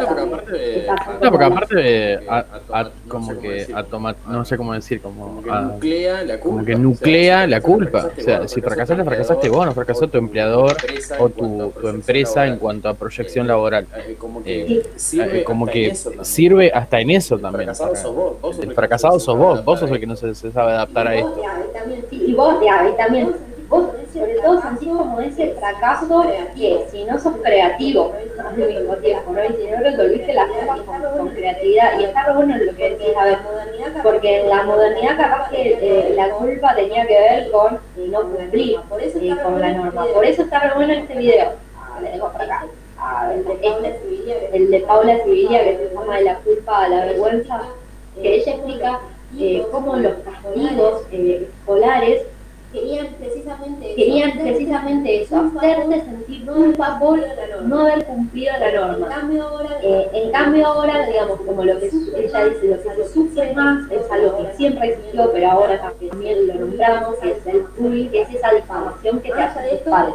Más allá de esto, está bueno como la idea de la diferencia como en la culpa, ¿no? La culpa estaba en la culpa de la norma, ahora la culpa está en no haber podido llegar a ese resultado, y por supuesto que recae solo en mí. ¿Por qué? Y porque me dejaron hacer todo como yo quería. O sea, es como, mi jefe te dice, bueno, andate a tu casa, trabajar en tu casa, trabajar de donde quieras, pero no importa, hacelo, ¿no? Bueno, y entonces obviamente si a mí me dejaron toda esa libertad, que en realidad es una libertad aparente, por un lado porque está completamente, nuestra libertad de movimientos está regulada y controlada tecnodigitalmente, porque estos aparatitos saben casi siempre dónde estamos, sino también es una libertad aparente porque tenemos esta exigencia de cumplir y de llegar a un término. A ver, el trabajo por proyectos, si alguno labura de esta forma o labura más de tipo freelance, tiene esta cuestión y uno está muy exigido por cumplir con esos periodos. Capaz que después viene un periodo de relax y toda la bola, y tiene como este gusto de puedo trabajar desde mi cama, puedo trabajar desde acá, si seguir poniendo el cuerpo y te lo estás haciendo mierda, y eso es algo que hemos descubierto los docentes, y por lo menos yo he tenido que invertir en mi salud corporal comprándome una silla, comprándome un escritorio, pero bueno. Pero sí está buenísimo, tiene que ver con esto de que así como la exigencia ya no se encarna en una persona, sino que está dentro de nosotros, también la culpa y el sentimiento de frustración y el sentimiento de fracaso. Y bueno, esta es como la paradoja de esta sociedad del rendimiento, que es como una sociedad con una cultura de la positividad, pero al mismo tiempo la gente está cansada, está más frustrada, está más deprimida, el suicidio adolescente por todos lados. Bueno, tiene que ver con eso, de que nunca sentimos llegar a ese ideal y decir, bueno, me tomo, listo, terminé de trabajar, me voy a tirar el resto de la noche en mi cama y de pronto, porque no en este momento, pero ves que alguien que está de joda y la está pasando bárbaro en Instagram y decís, no estoy viviendo mi vida, no estoy aprovechando mi tiempo. Entonces, como que va por ese lado de no aprovechar el tiempo para hacer algo, hacer más, rendir más, ser más feliz, ¿sí? Y también rendir laboralmente, porque hay algo que habilita, por un lado, esta cultura de la exigencia ligada a lo tecno-digital, es que puedas trabajar por horas y horas. ¿Cómo había resuelto la explotación, el capitalismo que revisamos con Marx? Y juntando mucha gente en un mismo lugar, trabajando con medios de producción que son de otros, ¿sí? Este nuevo capitalismo resuelve la explotación por un lado, con todo el tema que dijimos de la subcontratación y el esclavismo en industrias menores, en países en desarrollo o en su desarrollo por estas grandes empresas del diseño, de la moda, del software, del hardware, etc. Y por otro lado también resuelve la explotación como autoexplotación, o sea, ya no necesita ni tener los medios de producción ni que la gente esté en un mismo lugar, es decir, la organización colectiva del trabajo asalariado. ¿Por qué? Porque las tecnologías digitales, que son los medios de producción por excelencia, las tenemos todos en nuestras casas, ¿sí? Y entonces, este capitalismo, todo este sector de punta, y bueno, la pandemia es joya, ¿no? La pandemia fue el ejemplo perfecto. A ver, todo lo que es Mercado Libre, que es un motor, Amazon, que es un motor, o sea, la ganancia en Mercado Libre supera el PBI de la Argentina, es decir, así que bueno, también en este tema del control es que podemos hablar como de esta nueva forma de explotación. La otra vez estaba viendo una serie que hablaba sobre eso, en realidad hablaba sobre las redes sociales, pero asociada con eso del control, de la flexibilidad, siempre a la vez el control, y también con lo que vimos en la unidad pasada de cómo las empresas se van vendiendo por medio del internet los datos de sus propios usuarios, y que esto también es ahora, antes el producto era a través de la producción en masa, pero ahora como está todo tan globalizado y digitalizado, vos el producto lo tenés en la nube, y la misma gente que está en Silicon Valley sabe qué te gusta, qué no te gusta. Bueno, no sé si estás hablando del documental del nuevo que salió de Netflix. Está bastante bueno. Ese mismo. Está bueno, a ver, ¿qué pasa? Tiene como una posición de medio, bueno, dejemos de usar la tecnología, y no va a pasar, porque también las tecnologías digitales y las plataformas son un espacio para crear comunidad, también hay un montón de subcultura en la internet. Precisamente, y para visibilizar hechos que medios hegemónicos no muestran, y para hacer resistencia, y bueno, para un montón de cosas. Tiene medio como una... Pero está bueno porque te muestra cómo quizá es un diseño político que tienen las tecnologías digitales y las plataformas digitales para generar una situación de la adicción o de un uso medio compulsivo. Y medio es como que ellos son los arrepentidos, digamos, del capitalismo del internet, y ahora está viniendo todo un discurso del arrepentimiento tanto de Facebook de acá y allá. Pero bueno, volvemos al tema de cómo el capitalismo acepta sus críticas y se autolimita, y en este ejemplo de que te aparezcan los CEOs de todas las empresas, o que incluso mismo gente que participó en crear todas estas redes. Estoy hablando en un documental, y miremos esto, Netflix, precisamente una de estas plataformas, vemos de nuevo esto, ¿no? Como el capitalismo se va limitando y va aceptando sus críticas y le permite funcionar. Sí, obvio, porque esa plataforma de Netflix es tan capitalista como los mismos capitalistas que hicieron esas redes sociales. Sí, O sea, pero sí, solo decía en el sentido ese de cómo de la nueva mercantilización de los productos, ¿viste? Cómo se va mercantilizando el mundo a través de internet. Y a la gente también. Sí, bueno, capaz que ahora lo desarrollamos un poquito de... Voy a hacer como express. Ay, me encanta hablar de estos temas a mí, no quiero entrar a la reunión de punto 3. Esto es importante también. Esta cuestión de la aparente libertad, ¿no? Que estábamos diciendo, no solamente por esta cuestión de los resultados, sino precisamente porque este control lo que regula son nuestras opciones de consumo, ¿sí? Al producirse estas operaciones algorítmicas sobre nuestros datos, todo el tiempo estamos recibiendo opciones de consumo, lo que más te gustó, entonces mira esto, y la que te la que van como domesticando, ¿sí? O regulando nuestras elecciones. Pero eso no se presenta como una orden. A ver, la disciplina sí, la disciplina se presentaba como una orden. Había una autoridad que se decía, hace esto. Este control, en ese sentido, es un poquito más amigable o polite, porque se presenta como una sugerencia. Podés mirar esto, te sugiero aquello, porque viste esto, te va a gustar aquello. ¿Por qué no probás con lo otro? Pero al mismo tiempo es muchísimo más insidioso, ¿sí? Y no deja como tanto estos blancos, ¿sí? Estas dualidades que dejaba la disciplina, porque precisamente nuestra construcción de la identidad se vincula muchísimo al exhibir. Y no lo digo en un sentido banal de exhibimos que tenemos un gatito y que fuimos a comer a tal lado. O sea, no lo digo solamente en eso, sino también porque nos manifestamos políticamente en esas redes sociales, porque no son redes sociales, son un nuevo espacio de lo público. ¿Sí? El espacio público no solamente es la calle, ahora también es eso. A ver, el tema es que es un espacio de lo público monopolizado por grandes empresas y corporaciones que luego van recolectando nuestros datos, y esto no es una conspiración, es por ahí es una huevada, por ahí es una huevada, pero no es mucho creer eso.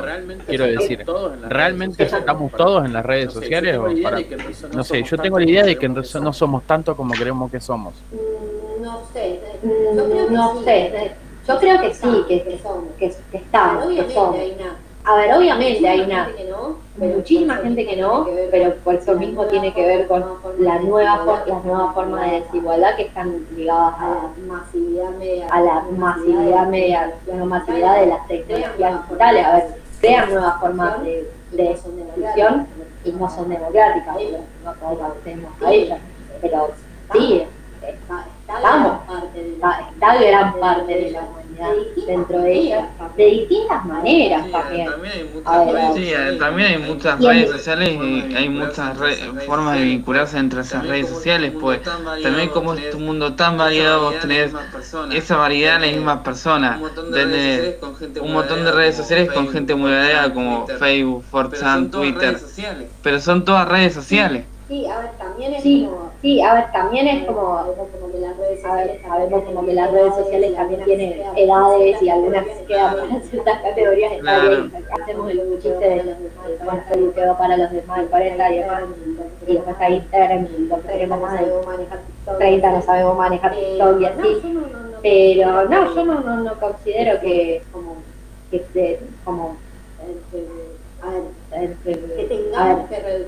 tengamos que reducir la importancia, ¿no? Y mucho menos como en este momento que el que no estaba y se tuvo que meter medio obligado, y le terminó gustando, medio como estar en eso, incluso comprar por internet también. No las tengo en este momento las estadísticas, pero las tenía de los compradores de Mercado Libre, ponele 7 cada 10 son nuevos.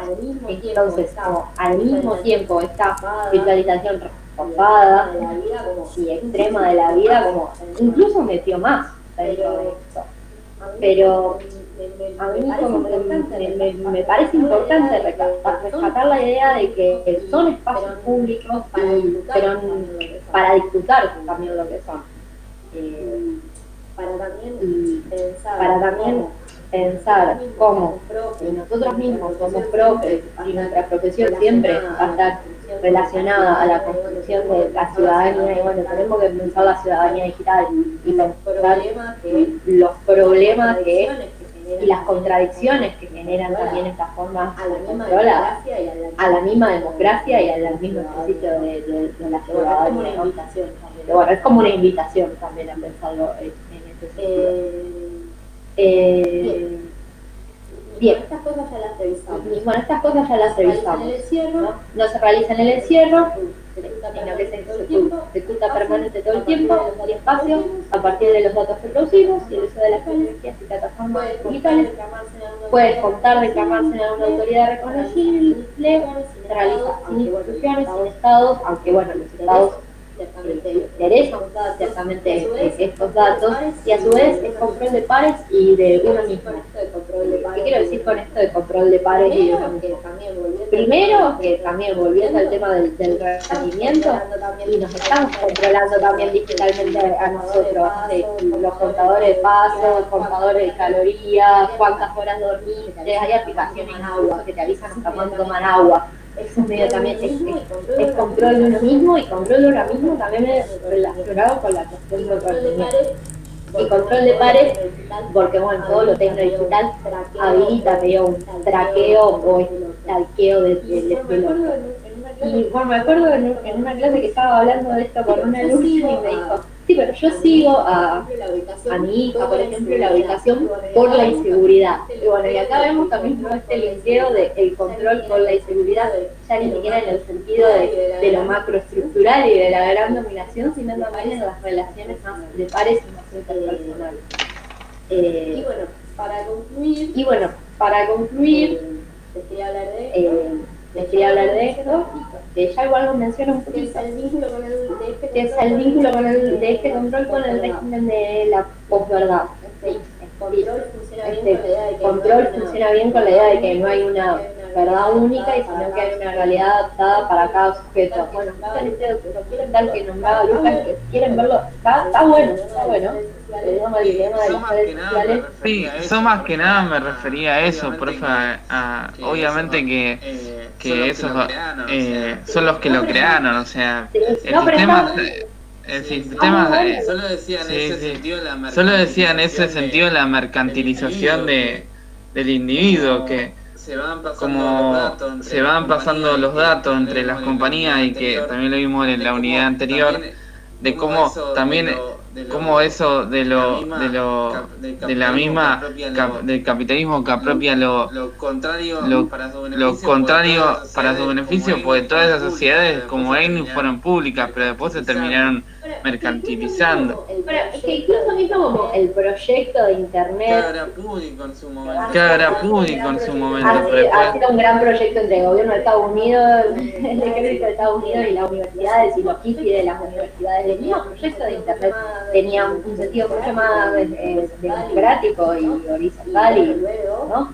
y bueno, luego se terminó transformando en una gran cosa apropiada por monopolios y corporaciones, porque, o sea, no solamente en el sentido de las redes sociales, que las grandes corporaciones y que Google sea la página más visitada, sino también porque las empresas que tiran los cables submarinos de internet son muy pocas, creo que son una o dos. Creo que una su tiempo era Alcatel y no me acuerdo qué otra más. Y o sea, ahí también hay una mercantilización y una corporatización del proyecto que tenía algo de lo libertario y los documentales de los creadores y de los primeros hackers y de todo eso, y también eran hippies anarquistas. Y bueno, ahora Mark Zuckerberg y Jeff Bezos. Y fueron comprando todo también, porque vos ves la trayectoria de esas compañías y fueron comprando compañías más chiquitas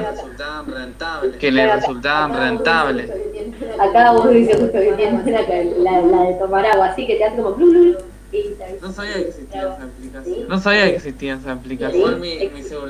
Igual mi celular si se va a poner más aplicaciones revienta, eso está muy bien. Y bueno, lo que quería decir, que había vuelto a hablar de este documental, es que como que en una parte dice, si vos googleás, ¿no?, el cambio climático va a ser absolutamente distinto a lo que googlea el de al lado, ya digamos también para incorporar una palabra. Muy bien, ahora. Así que bueno, por eso es como que este control se vincula más a un régimen de la posverdad y de la realidad adaptada para cada sujeto, y al mismo tiempo nos vuelve como en este blanco fácil, la información falsa y de las fake news, que es algo que pueden ir laburando en sus trabajos.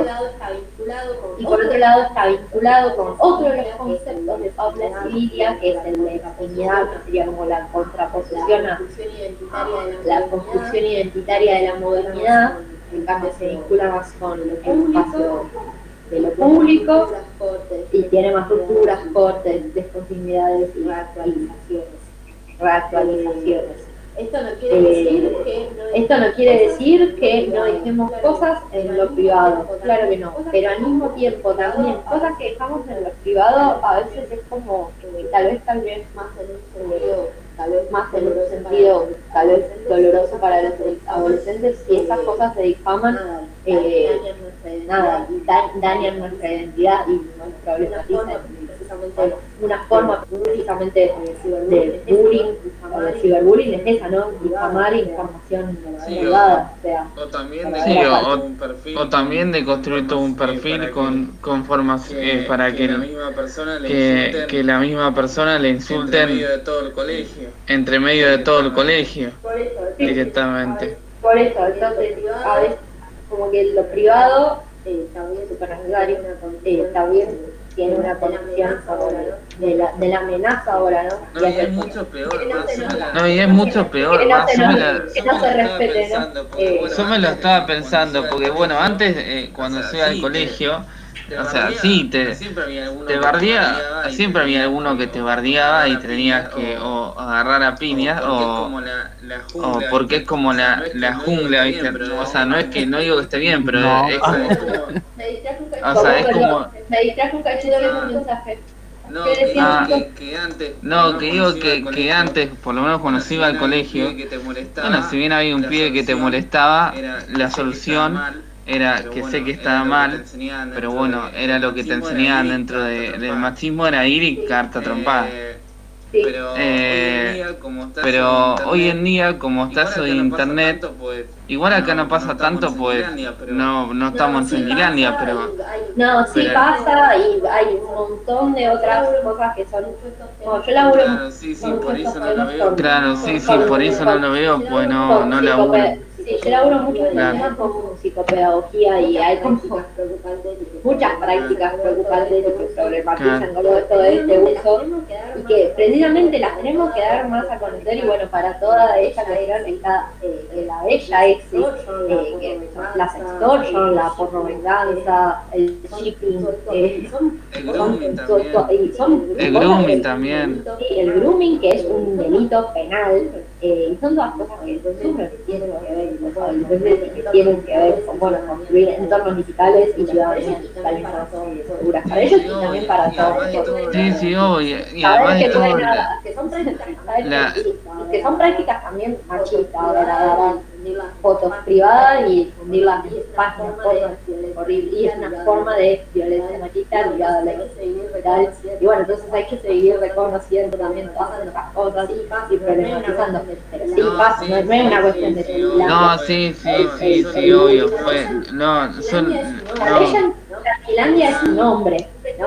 Pero claro. sí, recomiendo mucho volver al video ese de Paula Seguilia, porque como que también ella explica, ¿no? Como y bueno, antes se sabía que existía, pero bueno, era una cosa de chicos, ya se les iba a pasar, ¿no? También este adultocentrismo que construyó la modernidad, que es otro de los grandes pilares de la modernidad, y que tenemos que ir deconstruyendo ahora porque tiene una robustez tremenda, que es el adultocentrismo, que no interese la opinión de los niños y de los adolescentes, cosa que contradice todo tratado internacional, cosa que contradice las leyes, cosa que contradice el código civil y comercial de nuestro país, que son sujetos de derechos, que tienen autonomía progresiva y que tenemos que consultarle y hablar con ellos y todas las decisiones van a ser.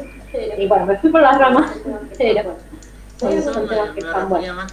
Sí, eso me refería más que nada que cuando veo cómo bardean a la gente en las redes, es increíble la rapidez con la que porque como es una información que está a la luz, antes, bueno, te bardea una persona o dos, pero ahora que queda archivado para toda la eternidad. claro, y es masivo, entonces en un segundo con una bolsa digital tenés personas que 120.000 personas le están bardeando al mismo tiempo, que son un mensaje re hiriente además, que dañen tu identidad, cuando antes, bueno, a lo sumo te bardea un grupo, pero no una masividad de gente a esa velocidad.